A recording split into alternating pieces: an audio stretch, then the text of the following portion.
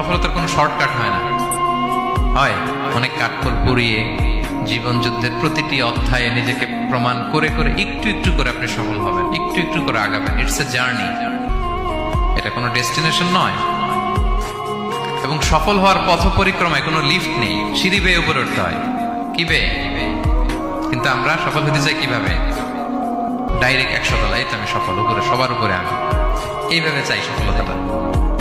সবার উপরে উঠে যাব, গোল্ড মেডেল গলায় পরাই দিবে, আমরা সাকসেসফুল না।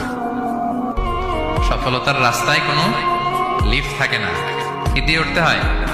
সিঁড়ি বেয়ে ঘাম ঝরিয়ে উঠতে হয়। দেখেন, শুধু আলোর মুখ দেখার জন্য মায়ের পেটে আমাদের কত সময় লাগছে বলেন তো? জাস্ট একটু লাইট, হ্যাঁ 9 মাস 10 মাস সময় লাগছে শুধু একটু আলো দেখবো আমরা। একটু আলোর মুখ দেখার জন্য আমার লাগছে 9 মাস। আর এখানে আমরা শর্টকাট খুঁজি, খালি কি খুঁজি?